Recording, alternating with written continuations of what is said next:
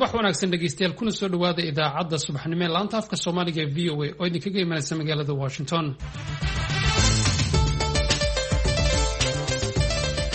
waa subax Arbacaa bisha Juun waa 23 sanadka 2021 waxaana naga dhageysanaysaan mawjadaha gaagaaban ee 16 iyo 19 mitir-band iyo bogga voasomali.com. saacadda Afrikada Bari haatan waa 6 iyo barkii aroornimo, Washington waa 12 iyo barkii habeenimo. idaacadda saakana waxaa guryahooda idinka soo tabinaya anigoo Maxamed Cabdi iyo Nuur Xasan Nuur Bukhari.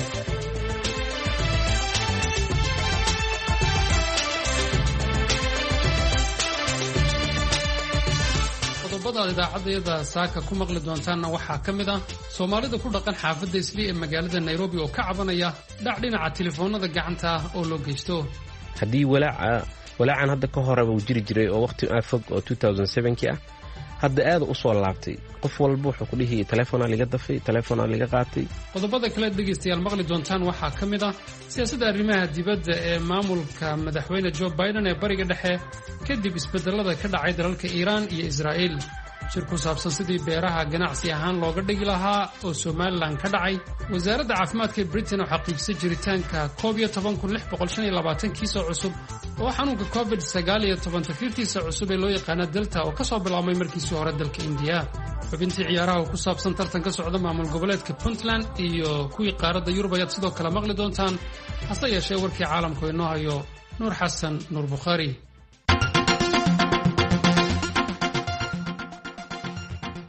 mahadsanid Maxamed Cabdi Xasan Sandere.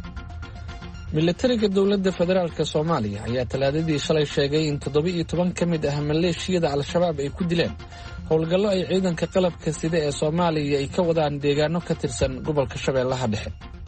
afayeenka ciidamada xoogga dalka Soomaaliya gaashaanle sare Cali Xaashi Cabdi ayaa warbaahinta dowladda Soomaaliya u sheegay in dagaalada lagu dilay maleeshiyaadka Al-Shabaab ay ka dhaceen tuulooyinka Wararaxley, Quracmadoobe iyo Cali Fooldheere. ma jirto wax war ah oo ka soo baxay dhinaca Al-Shabaab oo ku saabsan dagaalada ka socda gobolka Shabeellaha Dhexe. mudanayaasha xisbiga jamhuuriga u matala aqalka sida aadka ah u kala qaybsan hadda ee Senadka Mareykanka ayaa talaadadii ishortaagay meelmarinta hindise dib u qaabayn ku samayn lahaa sharciga doorashooyinka Mareykanka. mudanayaasha dimuqraadiga ee golaha Kongareeska ayaa ku doodaya in wax ka beddelka sharciga doorashooyinka uu muhiim u yahay dimuqraadiyadda Mareykanka. aqalka Senadka oo ka kooban 100 xubnood ayay mudanayaasha labada dhinac u kala jabeen 50 iyo 50, taas oo macnaheedu tahay in dimuqraadigu ay heli waayeen 60 cod si ay u meel mariyaan hindise sharciyeedkan. dhegeystayaal, warkii caalamka saaka waa naga intaa.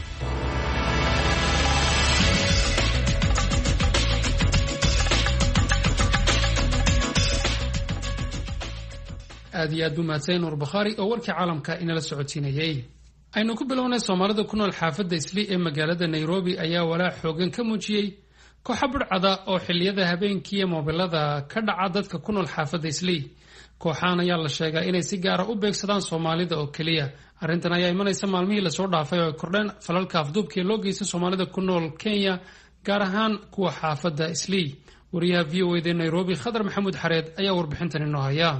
kooxahan burcada oo xilliyada ay teleefanada dafayaan wata mootooyinka labalugoodleyda ayaa si gaar ah u beegsanaya Soomaalida ku nool xaafadda Islii ee magaalada Nairobi xilliyada habeenkii. falalkan burcadnimada ah ayaana maalmihii lasoo dhaafay aad ugu soo badanayay xaafadda Soomaalida ee Islii oo 5 sano ee lasoo dhaafay nabadgelyo ahayd. Caamir Aadan waxa uu ka mid yahay dhibanayaasha ay moobilkiisa dhaceen kooxahan mootooyinka ku orda ee xilliyada habeenkii teleefanada ka dafa xaafadda Islii. inta badan waxaa jirta baryahan dambe inay soo korodhay moobilada la dafayo, waxaana dafaya niman mooto wato oo laba ah, midna gadaal u fadhiya midna mootada wato. kadib markay ka dafaanna way ka cararayaan.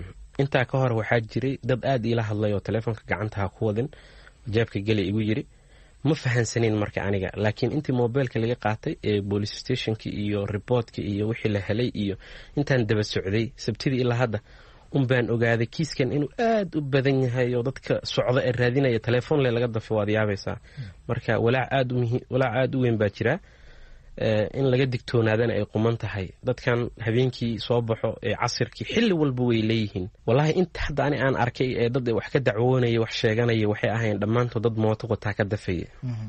ni horta bini aadan baa tahay telefoonka waa lagu soo wacayaa dhegtaad saaraysa waa ku hadlaysa ayagana way kusoo weydaysanayaan oo way kula soconayaan telefoonkii markaa dhegta ka qaado gacanta aa ku qabato ama adoo dhegta ku hayaba dhegta iyo telefoonka way isla baxayaan oo xanuun badan dad baran baa dareemaysaa marka baryahan aad usoo bateen dadka mobilada dafayo marka dawladdu waxaan codsan lahaa inay wax ka qabtaan arrintan haddii walaacan hadda ka horeba uu jiri jiray oo waqti fog oo 2007 ah hadda aad usoo laabtay qof walba wuxuu ku dhihi telefoona laga dafay telefoona laga qaatay arrintani iyo falalkii afduubka ahaa ee maalmihii lasoo dhaafay lagu bartilmaamaysanayay Soomaalida ku nool magaalada Nairobi gaar ahaan kuwa xaafadda Islii ayaana cabsi iyo walwal dhanka amniga ah ku abuurtay Soomaalida ku nool Kenya gaar ahaan kuwa Nairobi ayagu maxaa cid waaye runtii aad uga xunnahay wax soo kordhay waaye iyadoo in muddo ah aysan magaalada ka jirin falkan hadda soo kordhay laakiin waxaa moodaa isbuucyadii hadda la soo dhaafay inay karkaarka goosteen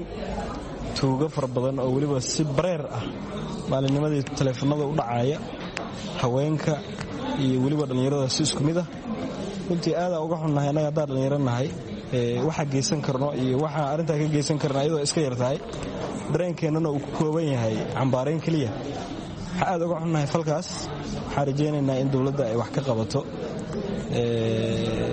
runtii waxaana moodaysaa in wax badan uu ka bedelay dareenka bulshada oo markii falal noocan oo kale ay dhacaan isu socodka aad u yaraada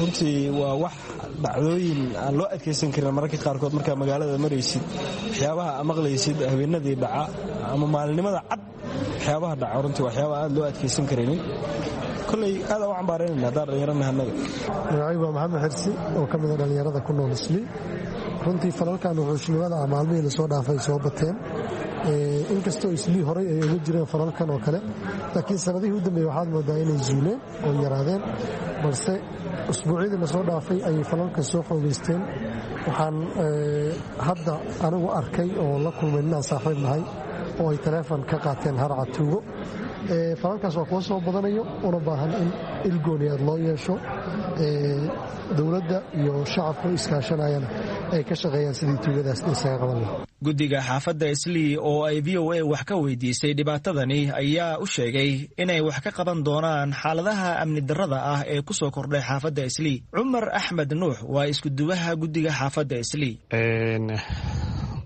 waxaa ka jira waxaan ummadda ogeysiinaya ama aan ugu baaqayaa in xaaladaha ammaanku uu sidiisa hore kusoo laaban doono insha allah ama uu kusoo laabtayba askartii ay shaqooyinkii ka bilaabeen xaafadda oo la dhigay meelihii tuhumkii iyo cabsida ay ka jirtay askar laga soo buuxiyey haweeney maalinba maalaba waxaa jira tuugo soo xaafadda kolkii horena way jiri jireen inkastona soo badnayn oo badana xaafadda dhinacan ushariika iyo moratina rodi ay mobilada aad dadka uga qaadan jireen meelihii oo dhan waa la kafargareeyey hay-adaha ammaankana waan u sheegnay oo waan la shiray arrimahaasna waan u wada gudbinay insha allah amar waxaa lagu bixiyey in askar la dhigo meelahaas oo haddana way joogaan way yimaadaan habeenkii maalinkiiba oo roonda ku samaynayaan xaafadda marka waxaan rajaynaynaa in xaafaddu ama xaafad dhinaca ammaanka uu sidii hore kusoo laabanayo waxaan mahadcelin kale u gudbinayaa hay-adaha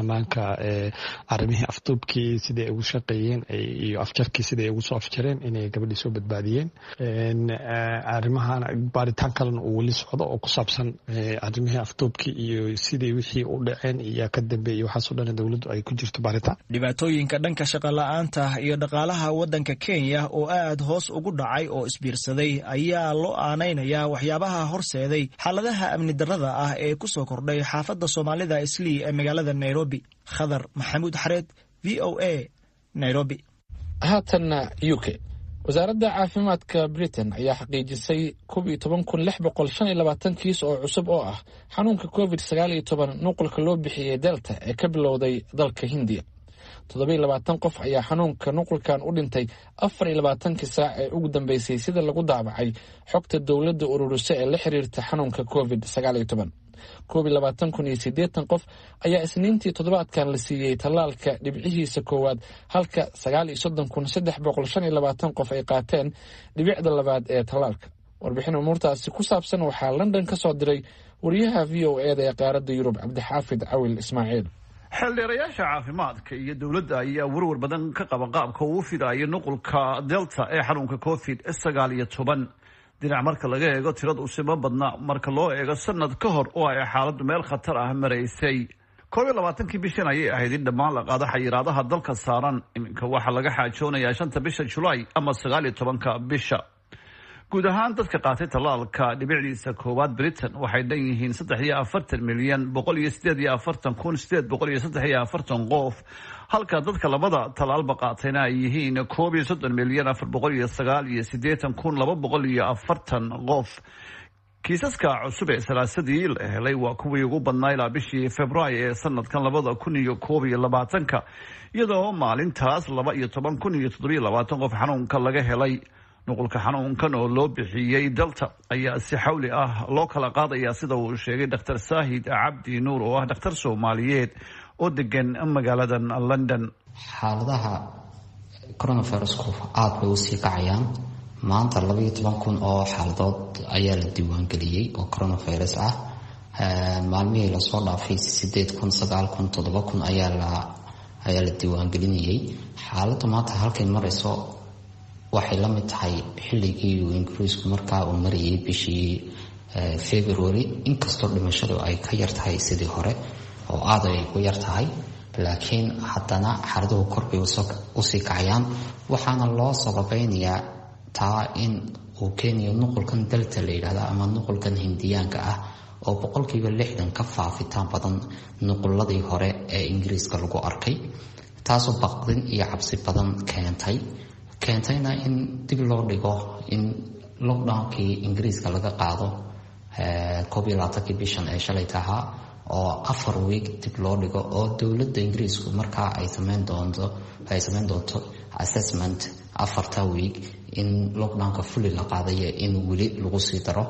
laakiin baqdinta aadka u sii weyna kale waxay tahay talaalkii dadka la siiyey muxuu ka tarayaa variantikan Delta variant ama Indian variant. wasiiradda koowaad ee mandaqada Scotland ayaa sheegtay in xayiraadaha gobolkeeda saarnaa oo dhan la qaadayo 19 bishan Julaay ee soo socota. qorshaha ayaa markii hore ahaa in xayiraadda saarnaa Scotland oo 5 heer ahaa laga wada qaado 28 bishan June, laakiin iyadoo xanuunku 40% kor u kacay ayay dowladdu go'aankan soo saartay. dhinaca kale xayiraadahana weli la wada qaadinaya saameyn weyn waxay ku yeesheen kobaca dhaqaalaha, sida uu xaqiijiyay Cabdiraxmaan Sheekh Cusmaan oo dhaqaalaha bartay deganna London.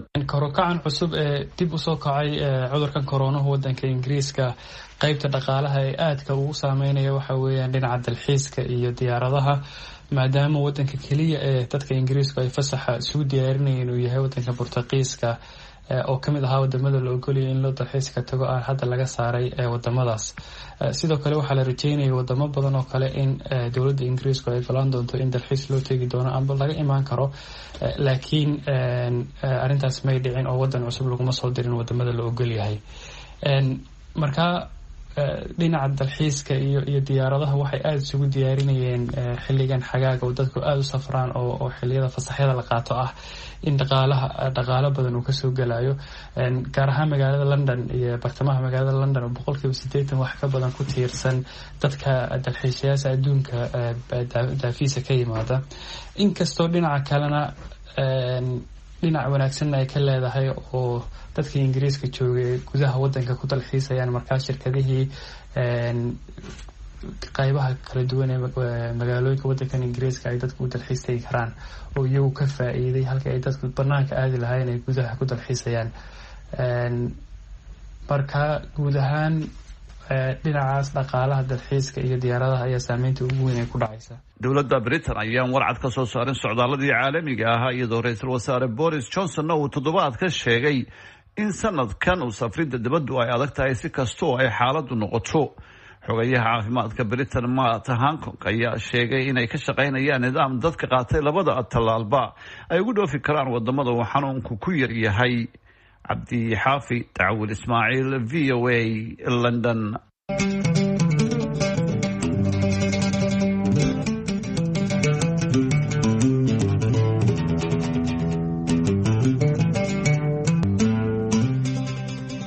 subax wanaagsan mar kale dhegeystayaal. 6 bilood ayaa hadda laga joogaa markii uu xilka madaxtinimo la wareegay madaxweynaha Mareykanka Joe Biden. intii ololaha ku jiray waxa uu mowqifyo gaar ah iska taagay dalalka qaarkood sida Saudi Arabia, Afghanistan iyo barnaamijka nuclearka Iran. dhawaan ayaa isbedel ka dhaceen dalalka Israel iyo Iran oo hoggaan cusub loo doortay. haddaba maxaa iska bedeli kara aragtiyada Joe Biden ka hor intii aanu madaxweynaha noqon iyo hadda uu xilka hayo isbedelana ay ka dhaceen dalalka bariga dhexe qaarkood? waxaan arrimahaasi ka waraystay Cabdiraxmaan Takhal oo arrimaha Mareykanka aqoon leh kuna sugan gobolka Minnesota ee dalka Mareykanka. siyaasadda Mareykanka ee Afghanistan waxay soo bilaabatay markii September 11 weerarkii ka dhacay Mareykanka oo Mareykankuna tallaabadii hore ee qaaday ahayd in uu Afghanistan weeraro. ilaa waaga waa soo jiitamaysay madaxweynaha ka horreeyey midalba wuxuu lahaa ciidamada waa ka soo saaraya, laakiin laba tallaabo waaweyn ah siyaasiyan. mid oo Biden qaaday madaxweynaha Mareykanka intii uu xafiiska la wareegay, mid ka mid ah ayaa ahayd in uu Afghanistan ka soo baxo ciidamada Mareykanka ee halkaa ka joogay. wuxuuna qabtay bisha 9 ama September 11 ee sanadkan in uu ugu dambeyn ciidamo ka jooga marka laga reebo kuwa argagixisada la dirka iyo kuwa tiro yar oo xagga tababarka uga imanaya. waan gartay. dalka Iran ee dariska haddaynu ka hadalno, dabcan waxaa jiray arrimo badan oo ka soo dhexeeyay Mareykanka ka hor intii aan la dooran madaxweynaha hadda Ibrahim Raisi. marka dhowrkii bilood ee uu hadda xilka hayay madaxweyne Biden, siyaasaddiisa ku aadan dalka Iran maxay tahay? siyaasadda dalka Iran runtii waa mid aan hore usoo aragno weeye. markii Obama oo madaxweynaha joogay, Biden oo madaxweynaha ahaa, siyaasadda markaa iyo haddaba waxay tahay in la xakameeyo ama meesha laga saaro hawada ay Iran ka leedahay in ay samaysato hubka nuclearka. inkastoo in Iran iyadu ay leedahay waxaan samaysanayaa waa hubka nuclearka qaybta nabadgelyada ee xagga quwadda korontada oo isticmaalayo, laakiin galbeedka oo Mareykanku hogaaminayo waxay leeyihiin Iran waxay doonaysaa inay hubka nuclearka samaysato. waxaad xusuustaa waqtiga Obama madaxweynaha ahaa in heshiis la gaaray Iran iyo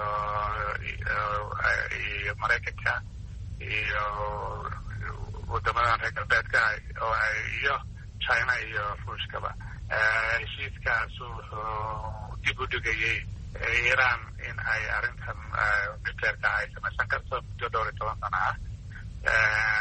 bedelkeedana Iran waxay helaysay lacagaha caalamka kaga xaninaa iyo in cunaqabateynta laga qaado. heshiiskii iyadoo waxna fuleen waxna dhiban yihiin baa madaxweynihii hore ee Donald Trump lasoo doortay. isagaana heshiiska meesha ka saaray, isagoo ay kaga timid culays weyn xulafadan Israa'iil iyo khaliijka, khaasatan Sacuudiga iyo Imaaraadka. heshiiskii noocaasa markuu daaqada laga saaray, Iran xaaladeedu inay sii cakarnaata mooyaane kama soo reyn. Biden doorashadiisii iyo dhowrka bilood oo hadda uu joogay, waxaad moodaa siyaasadiisa hadda Iran inay tahay in uu lagu noqdo tii hore ay ugu horeyso heshiiskii nuclearka in halkiisii horta lagu soo celiyo. wixii kale Iran dhaqdhaqaaqeeda Syria ama dhaqdhaqaaqa ciidan ama ka Lubnaan ama kan Yemen, in hawlaha lagu maaragtay ay noqdaan arrimo ka baxsan arrinta nuclearka oo iyaga gaar loo qaban karo. waana isla siyaasadii Obama Biden maamulkoodii 4 sano ka hor. kaasi waxa uu ahaa Cabdiraxmaan Takhal oo arrimaha Mareykanka ka faalooda kuna sugan gobolka Minnesota dalka Mareykanka oo iga waramayay siyaasadda arrimaha dibadda ee Mareykanka ee ku aadan bariga dhexe. dhegaystayaal, waraysigaas oo dheer waxaad ka daalacan kartaan bogayga internetka ee voasomali.com.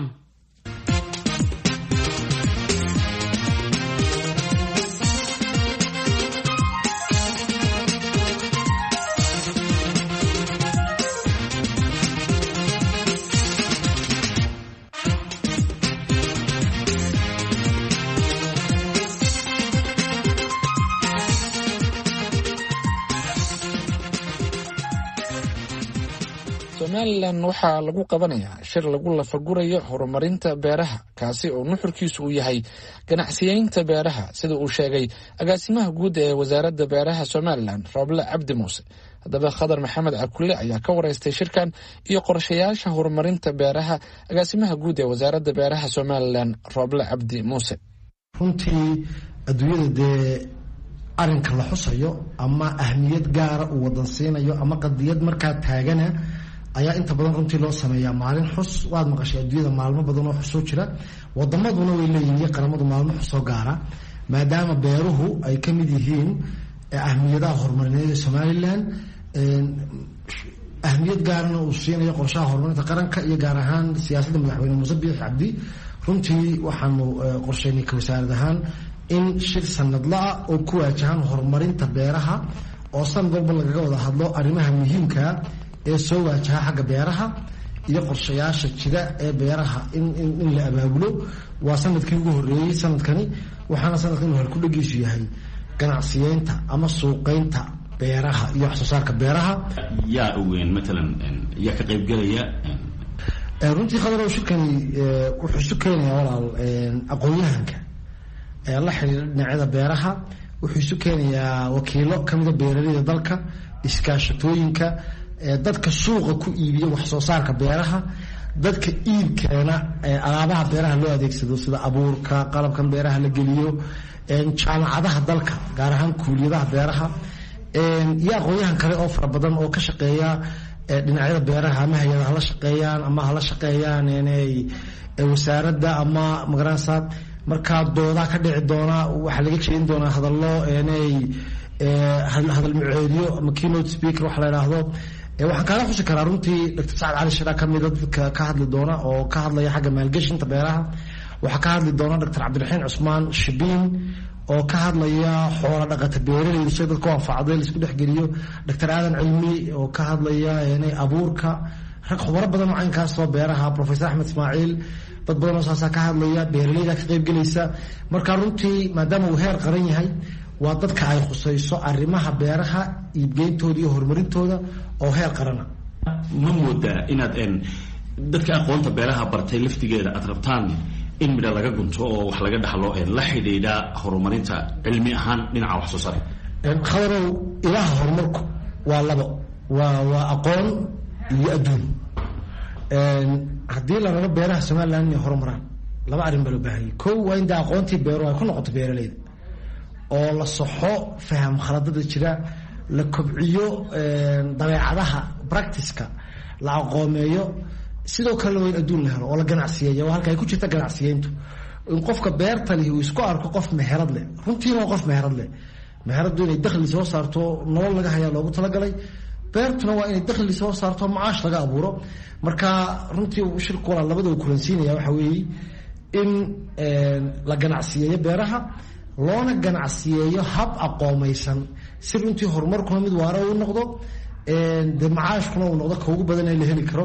marka waxaan isku dayaynaa inaan isu keenno dadkii beeraha aqoonta u lahaa iyo dadkii beeraha ka macaashay iyo dadkii beeraha inay galaan ahayd, si loo soo bandhigo. runtii dee reer somaliland way la yaabi doonaan. ma isleeday dakhliga ugu fiican ayay dad ka sameeyaan Hargeysa iyagoo iska nasanaya beero. dadku badidooda isma laha. dadka waxaa laga yaabaa beer markay maqlaan baahi kusoo dhacdo, laakiin shirka waxaan kusoo bandhigi doonaa dad macaashka ugu faraha badan leh ka sameeya beeraha iyo macaashyo aan laga samaynin meelo badan dadku ay maalgeliyaan. marka runtii ujeedadaan u soconaa waa xaggaa weeye. ugu dambeyn, markaa waxaa wasaaraddu uga jeedaa in beeraleydna horumar iyo han loo abuuro oo niyaddooda kor loo qaado, xagga kalena dadka addoonka iyo lacagta gacanta ku haya iyagana la tuso fursadaha beeraha ku jira. nuxurkiisu ma noqon karaa wax ku jira halkaa? aad iyo aad khadar, aad iyo aad waa labadaa dhinacun weeyaan. kow, dadka beeraha ku jira in lagala hadlo waxyaabaha macaashkooda hoos u dhigaya, waxna lagala qabto. dadka aan beeraha ku jirinna in loo soo bandhigo macaashka ay beeruhu leeyihin. marka waxaanu rabnaa khadar laftiisu in aanu kuu soo bandhigno, aanu kugu shukaamino in qorshahaaga retirement ama howlgab aad ka dhigato beero, aanu ku tusno beertu inay macaash leedahayo intaad shaqaynayso inaad beerna bilowdo, hadhow meelaad ku nasato dakhlina soo saarta, inay beertu noqon karta inaanu dadka tusno. kaasi wuxuu ahaa Rooble Cabdi Muuse oo ah agaasimaha guud ee wasaaradda beeraha Somaliland. wuxuu ugu warramay wariyaha VOA-da ee Hargeysa Khadar Maxamed Cakulle.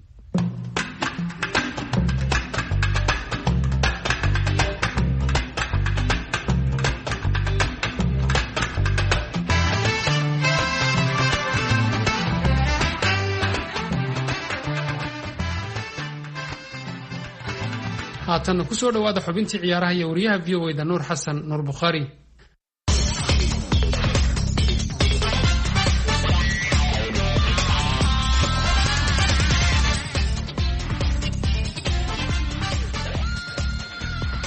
mahadsanid sandheere. aan ku bilowna ee magaalada garowe waxaa ka furmay tartanka horyaalka kubadda cagta ee kooxaha heerka koowaad ee puntland.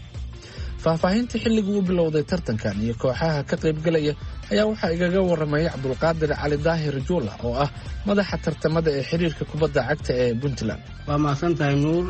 horyaalka kubadda cagta ee heerka koowaad ee kooxaha puntland waxaa ku tartamaya 9 kooxood oo ka kala dhisan magaalooyinka Qardho, Garowe, Gaalkacyo iyo Boosaaso. 9 kooxood ayaa ku tartamaya. juula, tartankan muxuu kaga duwan yahay tartamadii horey uga dhacay gobolka? tartankan wuxuu kaga duwan yahay tartamadii kale. tartankani waxaa loo ciyaarayaa home and away. 15 bisha oo hadda bishaan ku jirno ayaa waxaa horyaalka daafuray madaxweynaha dowladda Puntland Saciid Cabdullaahi Deri. tartankan wuxuu tartamada kale kaga duwan yahay. tartankan waxaa loo ciyaarayaa sida standardka oo caalamiga ah. home and away ayaa loo ciyaarayaa. kooxna mar gurigeeda ayay marti ku tahay, marna guri kale ayay marti ku tahay. qaabkaas ayaa loo ciyaarayaa, waa sida standardka ah ee caalamka looga. kaasi waxa uu ahaa cabdulqaadir cali daahir juula oo ah madaxa tartamada ee xiriirka kubadda cagta ee puntland. dhinaca ciyaaraha yurub haddii aan fiirino waxaa weli meel xiise leh maraya tartanka koobka kubadda cagta ee qaaradda yurub. ciyaarihii xalay dhacay xulka England ayaa ka mid noqday dalalka u gudbay wareega 16 ee tartanka kadib markii ay 1-0 uga badiyeen xulka jamhuuriyadda Czech. goolka guusha waxaa daqiiqadii 12aad ee ciyaarta dhaliyay Raheem Sterling oo weerarka uga ciyaaray Ingiriiska. England 3 kulan ee ay ka ciyaarta qaybta D waa ay wada badisay, sidaas darteed iyaga ayaa kaalinta koowaad kaga soo baxay groupka. waxaa isna kaalinta labaad ee groupkaasi ku soo baxay xulka qaranka ee Croatia oo xalay 3-1 uga badiyay Scotland. goolasha waxaa u kala dhaliyay Vlasic, Modric iyo Perisic. ciyaaraha caawa dhici doona ayaa xiise gaara leh, waxaana suurtagal ah in xulal waaweyn sida Boortaqiiska, Faransiiska ama Jarmalka uu midkood ama laba ka mid ahba ay haraan. Jarmalka waxa uu la dheeli doonaa Hungary, midkii badiya ayaana u gudbaya wareegga 16. sidoo kale Portugal iyo Faransiiska oo is arkaya caawa ayaa mid walba natiijadiisu ay ku xiran tahay guul, inkasta oo Faransiisku ay ku soo baxaan barbardhac. ugu dambeyntiina dhinaca suuqa kala iibsiga waxaa ugu weyn Hakan Calhanoglu oo ahaa mid ka mid ah xidigihii ugu muhiimsanaa AC Milan 4 sano ee lasoo dhaafay ayaa shalay ku biiray kooxda deriska la ah Milan ee Inter Milan. Hakan oo u dhashay Turkiga ayaa diiday inuu kordhiyo qandaraaska uu kula joogay Milan, kaas oo dhacaya toddobaadka dambe. waxaana uu doorbiday inuu Inter oo xafiiltan adag kala dhexeeya Milan ku biiro kadib markii ay u soo bandhigtay lacag ka badan mushaarka ay Milan rabtay inay siiso marka uu cusboonaysiiyo qandaraaska. xubinta ciyaaraha ee idaacadeena subaxnimona intaa haynoo joogto.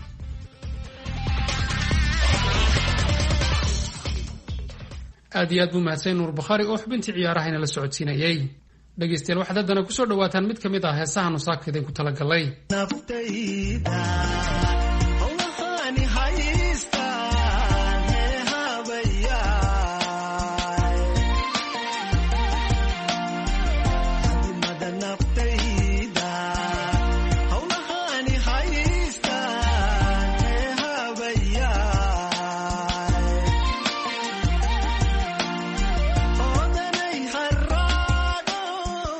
heestaasi ayaa dhegaystayaal ugu dambaysay idaacaddeenii subaxnimo. waxaa idaacadda idinla socodsiinayay maxamed cabdi xasan sandheere iyo aniga oo ah nuur xasan nuur. tan iyo kulanti dambe dhegaystayaal waxaan idinku dhaafaynaa sidaa iyo nabadgelyo.